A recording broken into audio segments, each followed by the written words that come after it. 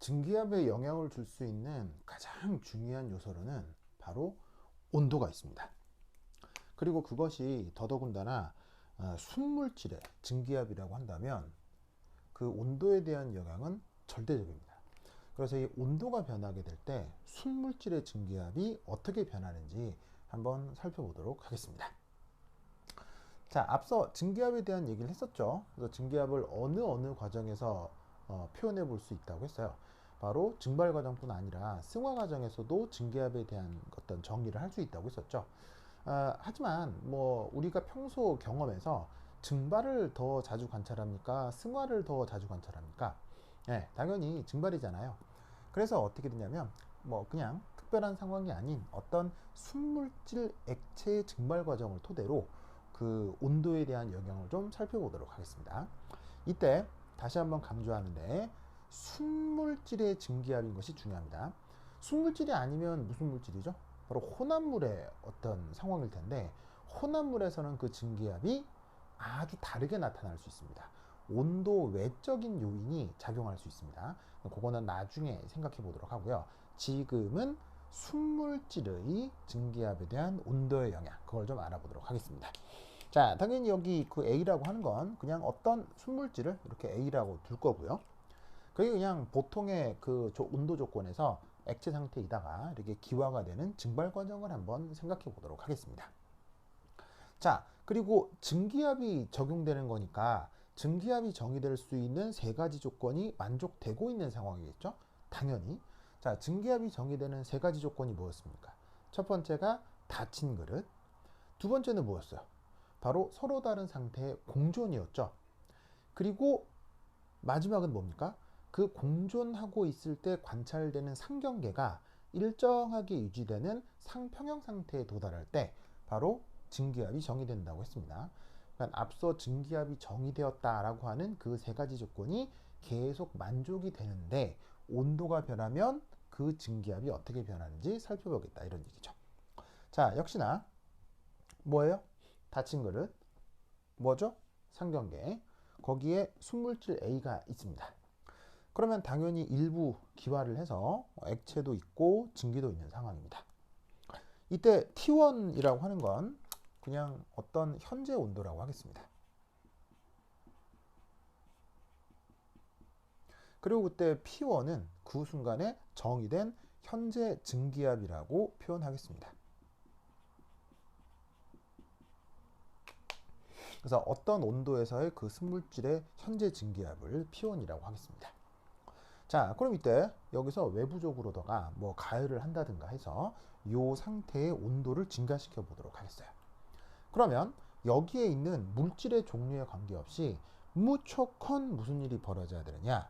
바로 이 상경계가 이렇게 위치 변화를 하게 됩니다. 왜겠어요? 온도가 증가하면 뭐가 촉진되겠습니까? 당연히 기화가 촉진되겠죠. 그러다 보니 액체 성분에 있었던 분자들이 더 증기 성분으로 많이 내려가서 이 상경계가 이렇게 위치가 낮아진 겁니다. 매우 상식적이죠? 그래서 온도가 올라간 그때의 온도를 T2라고 하고요. 그 다음에 또 그때의 증기압은 P2라고 하겠습니다. 자, 그러면 당연히 온도를 증가시켰으니까 T1하고 T2의 관계는 어떻게 되겠죠? 당연히 T2 쪽이 온도가 더 커질 겁니다. 그러면 놀랍게도 P1하고 P2를 비교하면 무조건 물질의 종류에 관계가 없습니다. 무조건 순물질이라면 증기압도 커져야 됩니다. 그리고 여기 이 표시 보시면 이런 표현을 우리가 수학에서 뭐라고 하죠? 필요충분 조건이라고 하죠. 이게 무슨 말이냐면 온도가 증가했네 라고 해서 관찰해 보면 무조건 증기압이 증가한 상태예요. 그리고 증기압이 증가했네 라고 해서 다시 살펴보면 무조건 온도가 증가한 상태라는 얘기입니다. 즉 온도 증가와 증기압 증가는 여기서 필요충분 조건이에요. 이때 사실은 이 내용은 다음 배우게 될 화학 평형하고 밀접한 관계가 있는데 그 화학 평형과 관련된 수학적 관계는 다음에 좀 더 표현해 보도록 하고요. 여기서 여러분들이 꼭 기억할 건 이겁니다. 바로 순물질의 증기압은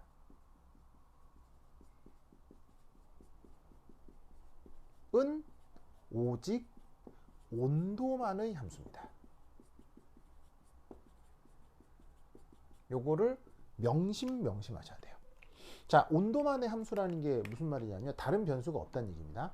순물질의 증기압을 변화시키려면 온도가 변해야 되고, 온도가 일정하면 역으로 순물질의 증기압은 절대로 변하지 않는다는 얘기입니다. 어떤 상황에서도요. 그래서 이 온도하고 증기압의 관계는 서로 양해상관관계가 있어요. 그래서 온도가 증가하면 증기압이 커지고요. 그 다음에 보시다시피 온도가 감소하면 증기압도 줄어들게 되어 있습니다. 이걸 연력학 제2법칙을 이용해서 뭐 증명하거나 할 수도 있지만 그냥 우리의 상식으로 뭐 보통 그럴 수 있을 거다라고 생각하시면 됩니다. 그래서 연력학 제2법칙에 의한 증명은 나중에 배우도록 하시고, 그냥 우리 우주에 존재하는 모든 액체들은 증기압이 항상 이런 관계가 있다는 걸 꼭 외워놓도록 합시다. 아시겠죠? 그래서 이제 그것을 지금 그림으로 보여드리는 겁니다. 자, 이때 온도를 조금 더 증가시켰습니다. 그래서 보시다시피 또 다른 어떤 온도, TB 백설표에 도달했습니다. 그러니까 뭐 온도가 뭐 여러 가지 조건이 있을 건데, 온도를 점점 증가시키다가 하필 온도가 TB 백설표라고 하는 이 특정한 A 물질의 특정한 온도까지 도달했다고 칩시다. 그런데 그때 하필, 자, 여기에 있는 P라고 하는 게 뭡니까? 하여튼 이 온도에서 어쨌거나 증기압이잖아요. 그렇죠? 그 특정 온도에서의 증기압, 그것이 지금 만약 짜자자잔, 만약에 그냥 만약 일기압이 되었다 라고 해봅시다. 이 일기압이라는 숫자 자체에는 특별한 물리적 의미가 있지 않습니다. 그냥 뭐 우리가 살아가는 지구 대기의 어떤 평소의 상황을 일기압으로 보통 표현을 하죠. 그래서 자연과학에서도 기준이 되는 압력을 일기압으로 많이 표현을 하는 겁니다. 그래서 온도가 증가하면 증기압이 커지게 되어 있는데, 그 증기압이 점점 커져 가지고는 하필 그게 일기압이 되었다. 뭐 그럴 수 있잖아요. 계속 증가하다가 보면, 증기압이 아주 작은 상태에서 점점 증가하다 보면 일기압이 될 수 있을 거 아니에요. 그러면 그때 그 온도 바로 여기에 있는 이 TB 백설표, 이 놈을 뭐라고 부른다? 정상 끓는 점이라고 하는 거예요. 무슨 뜻인지 아시겠죠? 그러니까 예를 들어 여기에 있는 요 놈이 만약에 H2 리퀴드다. 액체 중에 H2가 제일 흔하잖아요. 그러니까 뭐 흔하다기보다는 익숙하잖아요. 그럼 이게 어떻게 된다? 만약에 이때 온도가 100도씨다 라고 하면 이 안에 압력이 수증기압이 1기압이 된다, 이런 말이에요. 뭐 역으로도 물로 실험했는데 내부 압력이 1기압이 됐다. 그럼 그때 온도는 무조건 100도씨가 된다는 얘기죠. 아시겠죠? 그래서 요런, 다시 한번 말씀드리지만, 닫힌 그릇에서 공존에서 상경계가 있을 때 그 내부 증기압이 1기압이 되는 그때 그 순간의 온도를 정상 끓는 점이라고 한다라는 것을 꼭 기억해 두시기 바랍니다. 자, 근데 여기서 또 하나 살펴볼 좀 희한한 점은요, 놀랍게도 지금 요 순간 이게 보일링 현상이 없습니다. 자, 이게 어떤 말이 나오냐면 상식적인 보일링이란 말이 있잖아요. 상식적인 보일링? 이게 무슨 말이지? 어려운 말 아니고요. 그냥 우리 사실 일상생활에서 쓰는 말이에요. 그냥 뭐를 이렇게 쓴 거냐면 부글부글이요. 부글부글. 그 왜 라면 먹으려고 물 받아놓은 다음에 그 이렇게 올려가지고 불막 가열하면 물이 끓어가지고 부글부글 하잖아요. 그게 상식적인 보일링. 그 상식적인 끓는 현상이 이 상태에서 물을 넣고 100도씨고 1기압일 때 여기에 있는 물은 부글부글 끓지 않습니다. 희한한 건 끓는 현상이 없는데 말 자체를 끓는 점이라고 정의하는 거예요. 묘하죠? 즉 부글부글하는 현상이 없는데 부글부글하는 온도라고 정의한 거예요. 아주 희한한 상황이라고 볼 수 있습니다. 자, 그러면 이 경우 왜 우리가 아는 상식적인 부글부글이 여기서는 나타나지 않느냐? 네, 바로 지금 우리가 증기압을 가정하고 얘기하고 있잖아요. 그러면 증기압이라는 것을 가정하려면 이 세 가지 조건이 반드시 만족되고 있는 상황이라고 했었지요. 그럼 그 세 가지 조건이라는 게 뭐냐? 여러 가지 조건도 있지만 바로 상평형이요. 지금 증기압을 정의하고 있는 상황에서는 상평형에 도달하고 있을 때 이 언급들을 하고 있는 거란 얘기예요. 그럼 이 상평형이라고 하는 상황은 뭐예요? 여기에 있는 상경계가 변치 않는 상황이라고 했죠. 즉 뭐냐면 변화가 없는 상태를 얘기하는 거예요. 그러니까 상평행에 도달해 버렸기 때문에 물 넣고 1기압이 100도씨라 하더라도 이 상경계는 고요한 거예요. 상식적인 보일링 부글부글불은 고요한 게 아니고 얘가 막 움직이는 거잖아요. 그건 상평행이 아니겠지. 근데 상평행에 도달하면 고요하게 가만히 있다는 얘기죠. 그럼에도 부글부글하는 현상이 없는데도 불구하고 이때의 온도를 부글부글하는 온도다. 즉 정상 끓는 점이다라고 표기를 하는 거예요. 좀 묘하죠. 이 보일링이라는 상황을 조금 자세히 좀 분석을 좀 해보면 자, 여기 이제 액체 상태가 있고요. 여기 이제 증기 상태가 있습니다. 그리고 이제 P라고 한 건 뭐 이 순간에 뭐 증기압이다 이렇게 생각을 해봅시다. 자, 그래가지고 온도가 막 올랐다가 드디어 이제 이 액체가 끓어나갈 수 있는 온도에 도달했다고 칩시다. 물이면 뭐 100도씨. 그럼 어떻게 되냐면 자, 여기 점으로 찍은 게 어떤 물 영역에 존재하는 어떤 물 분자들입니다. 그러니까 물 액체 상태인 거죠.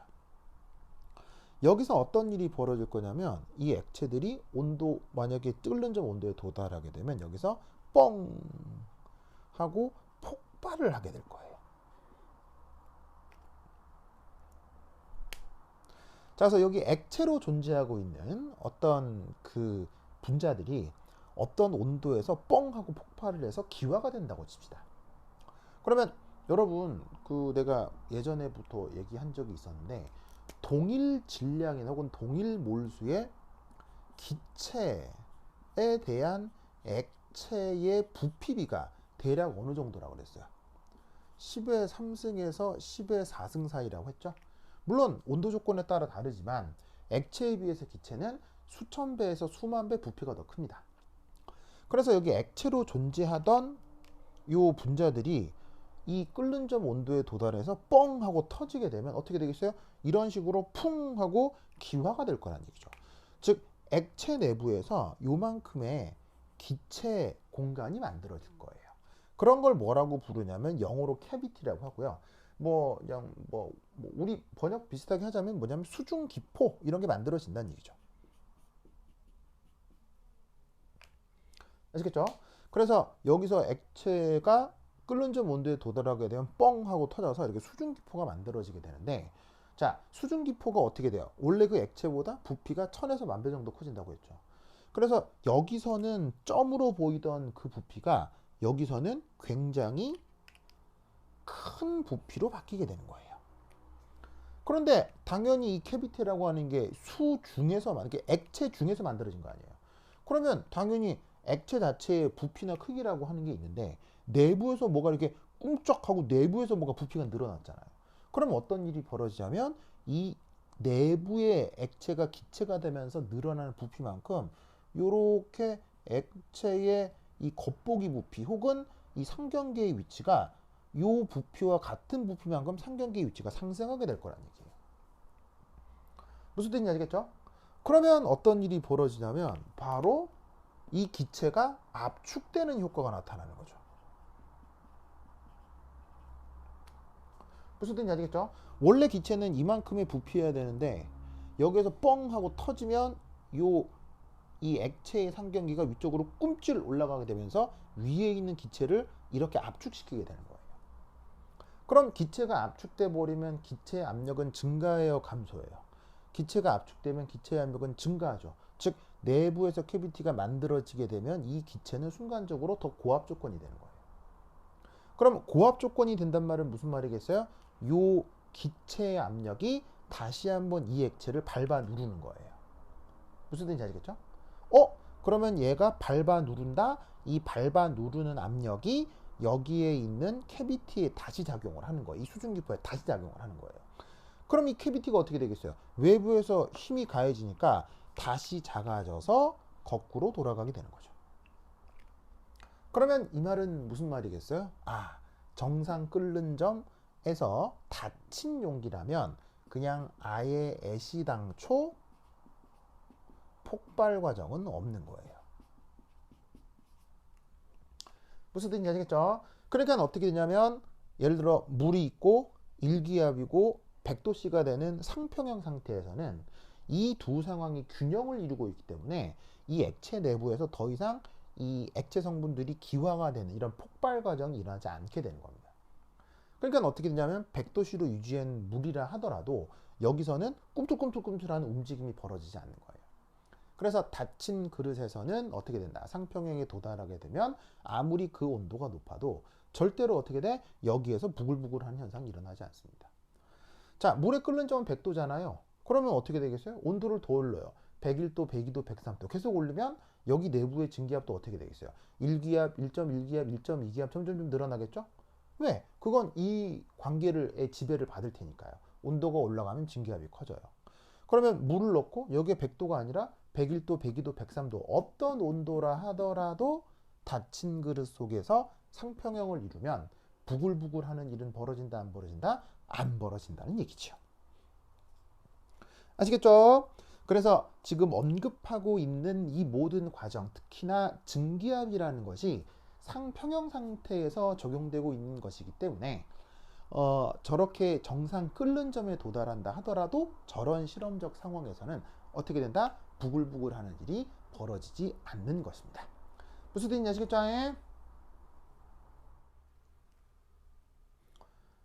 그렇다면 과연 우리가 평소에 관찰하게 되는 그 부글부글함이란 뭘까요? 우리가 부글부글함을 가장 잘 관찰하는 상황은 어떤 때일까요? 바로 라면 같은 거 끓여 먹으려고 물 끓일 때 뭐 그때잖아요. 그러면 우리가 그 물 끓일 때 사용하는 그 상황을 좀 살펴봐야 되는데, 우리가 그 뭐 요리하려고 물을 끓인다라고 하면 그 물이 들어있는 그릇은 당연히 닫힌 그릇입니까? 열린 그릇입니까?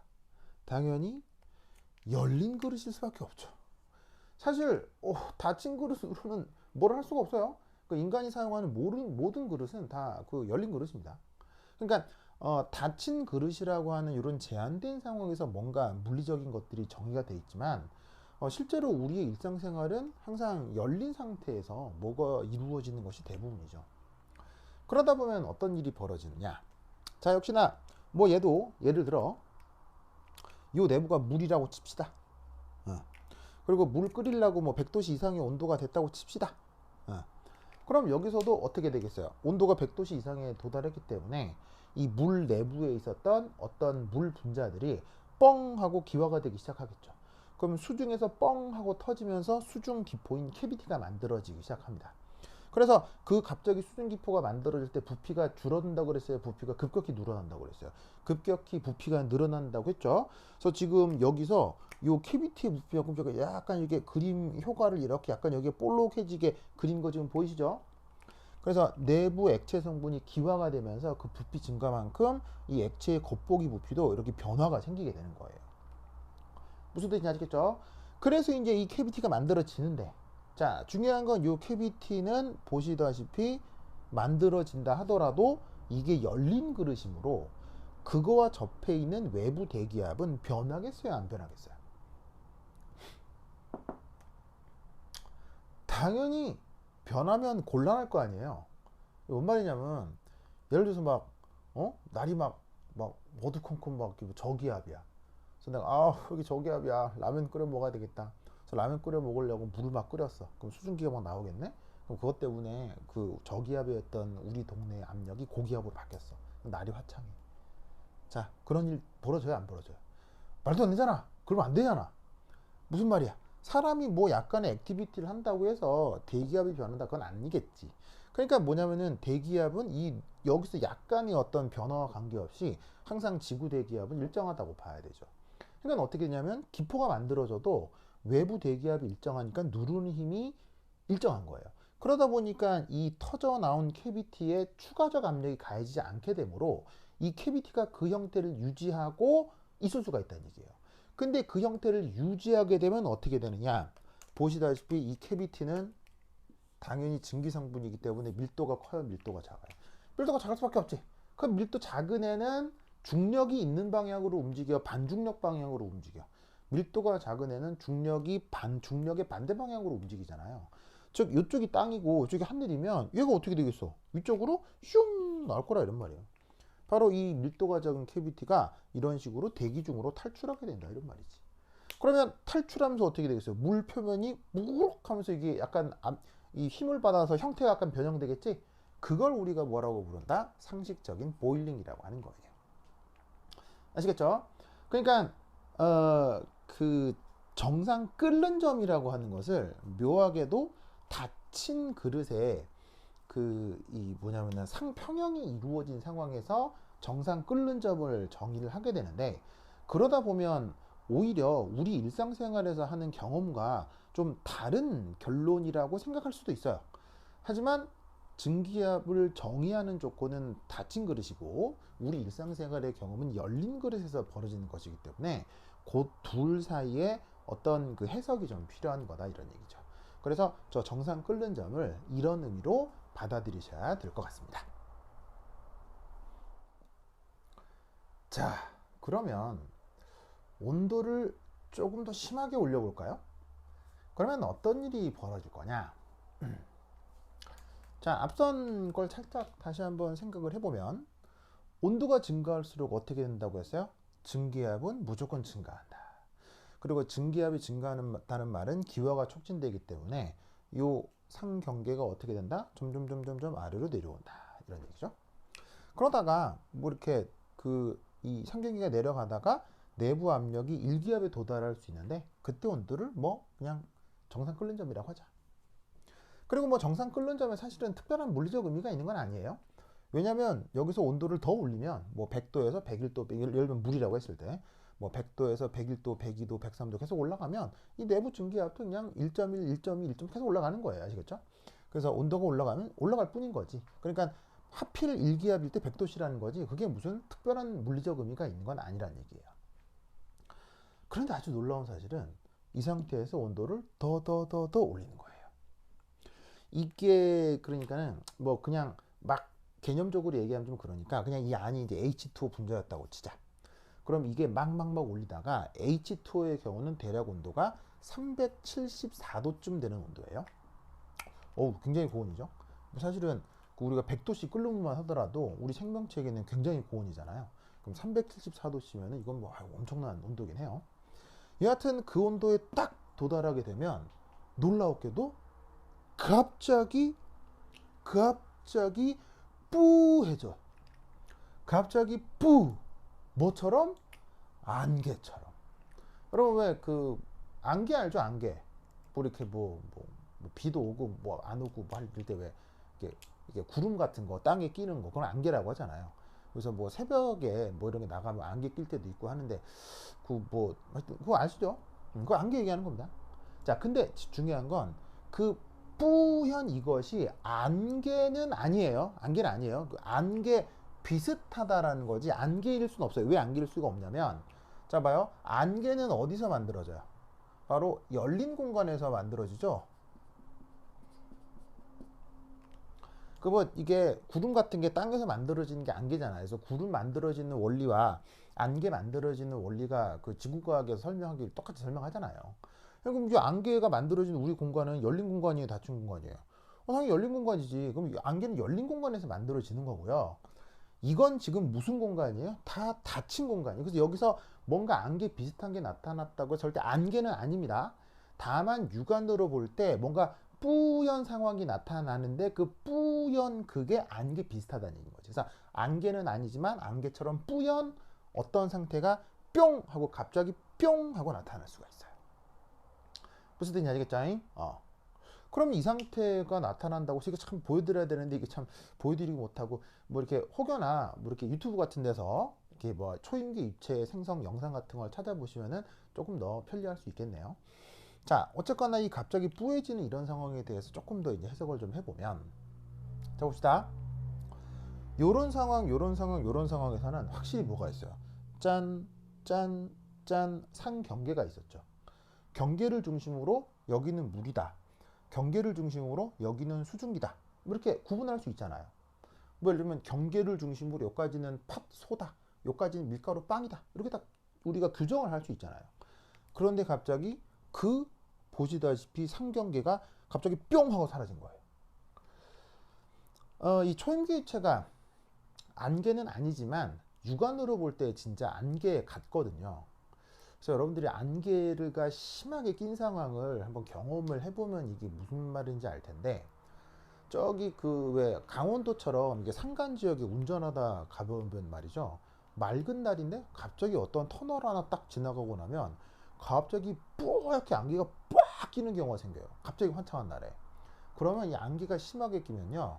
진짜 한 치 앞이 안 보여. 이 한 치 앞이 안 보인다는 말이 그냥 그대로 적용돼요. 운전하다 가보면 차 속도가 뭐 적어도 50km, 60km 홀쭉 넘잖아요. 근데 그렇게 운전하는데 이제 불과 5m 앞에 안 보여요. 그러니까 바로 앞에 가는 내 차도 잘 안 보여요. 그러면 그렇게 안개가 쫙 껴버리면요. 이 차들이 어떻게 된다? 시속 10km 미만으로 그냥 다 기어가는 거예요.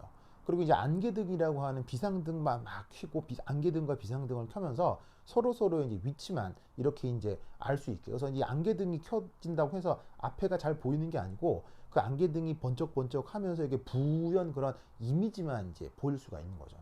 그러니까 진짜로 안개가 심하게 있잖아요. 그냥 구분이 안 돼요. 저 앞에 있는 게 차인지 사람인지 길인지 구분이 안 돼요. 무슨 뜻인지 아시겠어요? 그런 상황을 얘기하는 겁니다. 그러면 얘는 잘 보세요. 확실히 기체다 액체다. 기체다 액체다. 기체다 액체다라고 규정할 수 있잖아요. 나의 시각으로. 그런데 얘는 어떻게 되냐면 기체라 그래야 돼요? 액체라 그래야 돼요? 규정할 수가 없으니까 기체도 아니고 액체도 아니고 한 가지 덩어리로 보이는 거예요. 그래서 요 전까지 초인계, 그러니까 요 상황이 나타나기 요 전까지는 확실히 여기서부터 요까지 모두 다 바로 두 가지 상태가 관찰이 되는 거예요.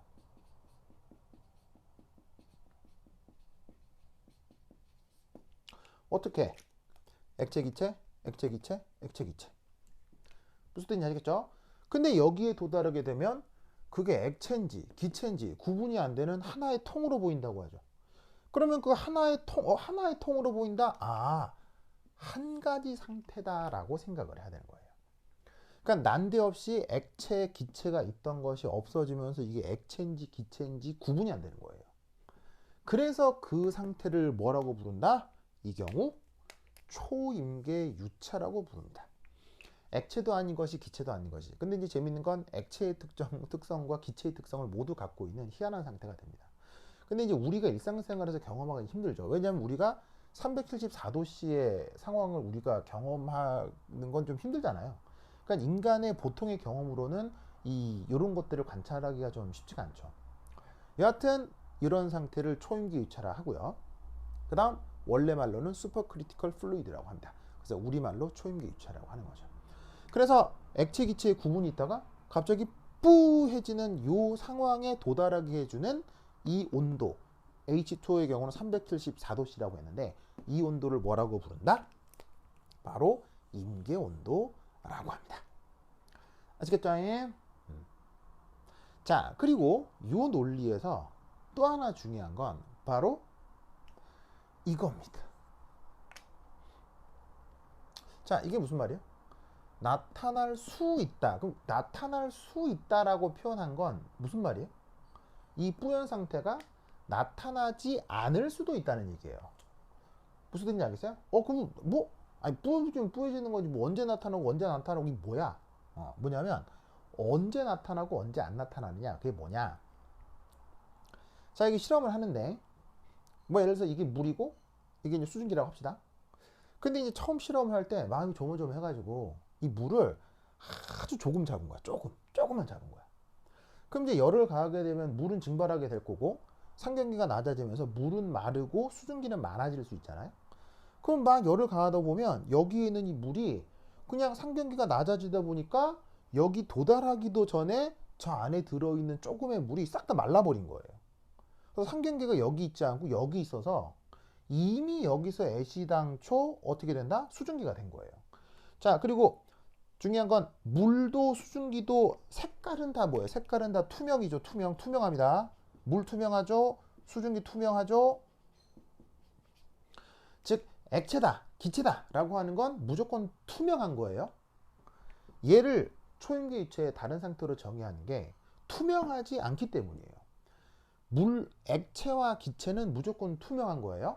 근데 여기에 있는 초임기 액체는 투명하지 않고 뿌연 불투명한 상태거든요.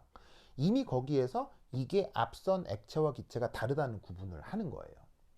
그런데 여기에 사용했던 물 혹은 액체를 너무 적은 양을 잡아서 여기에 도달하기도 전에 액체가 다 말라버린 거지. 그럼 전부 다 기체인 상황이잖아? 그럼 여기가 계속 투명한 거예요. 투명해. 그럼 이 투명한 상태로 기체만 있는 상태에서 이온도에 도달해? 그럼 이때의 상태가 어떨까? 뿌옇지 않고 투명해진다는 얘기입니다. 무슨 말 나겠죠?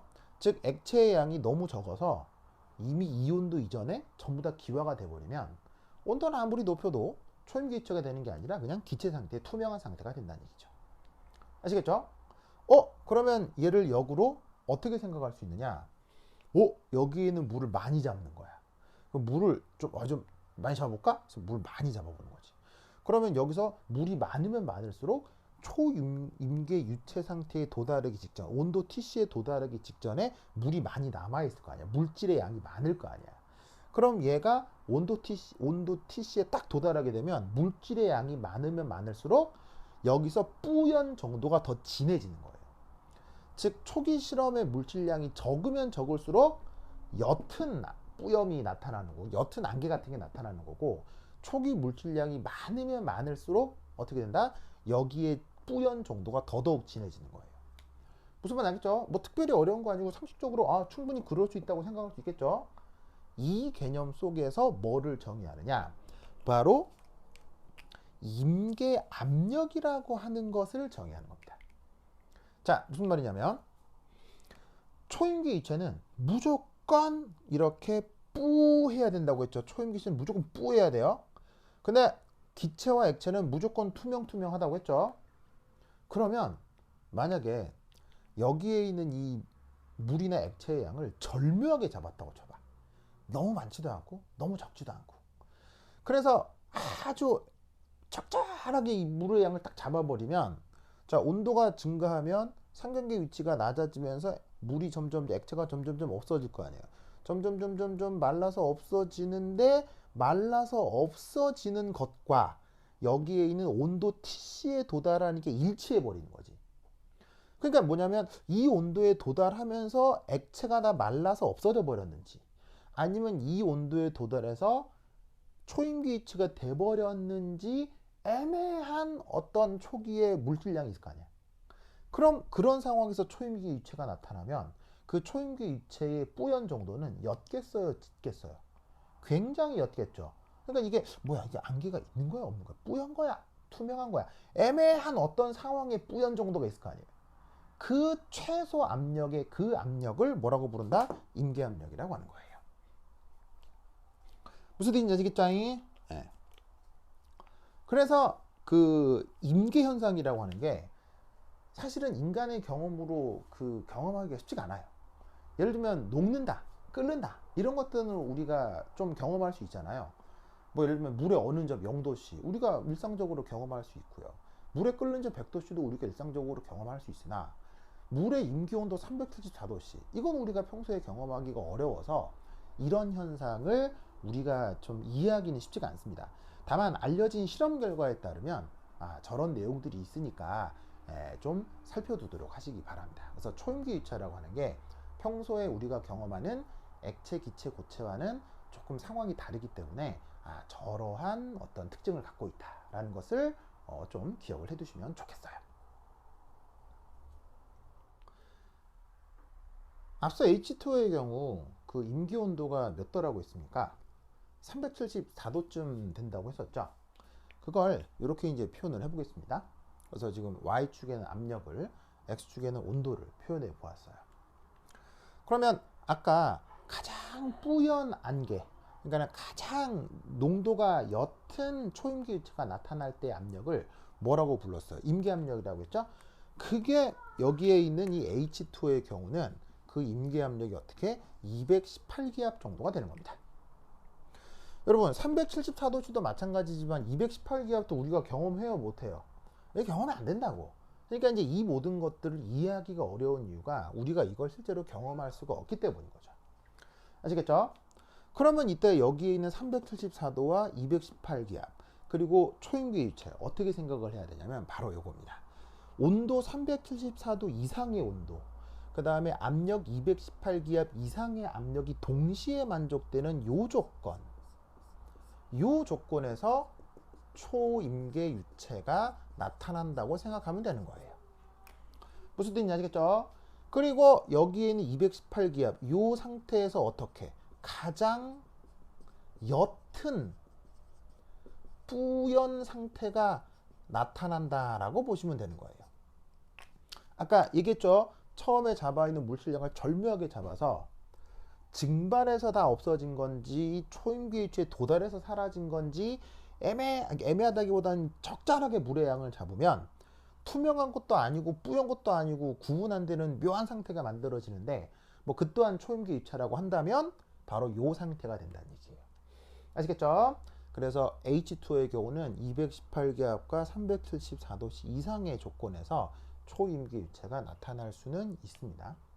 근데 이제 이걸로 끝이냐? 아닙니다. 실제로 액체, 기체, 고체 외에 물질들은 우리가 상상할 수 없는 별의별 상태들로 다 존재할 수 있습니다. 앞서서 막 목성 얘기도 했었죠. 수소 기체가 우리가 기체라고 하는 수소 기체가 고온 고압 조건에서 액체 상태의 금속과 고체 상태의 금속이 될 수도 있다고 했었죠. 뭐 여하튼 그런 것처럼 사람은 알 수 없는 어떤 또 다른 상태가 아주 고온, 아주 고압 조건에서 나타날 수 있어요.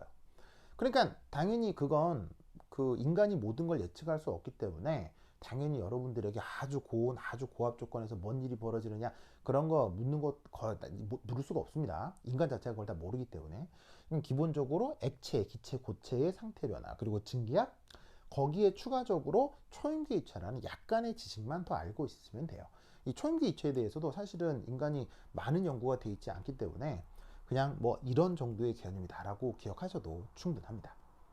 그래서 이 그 순물질에 대한 증기압 여기 가장 영향을 주는 중요한 변수이자 요소가 뭐라고 했죠? 온도라고 했죠.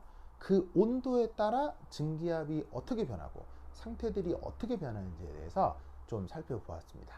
여기까지의 내용이 상당히 중요하니까 복습을 통해서 확실히 익혀 두셔야 됩니다. 그래야 그 다음에 배울 상태 변화와 관련된 상도표라고 하는 개념들을 좀 이해할 수 있을 거예요. 자, 그래서 여기까지 내용을 잘 정리해 주시길 바랍니다.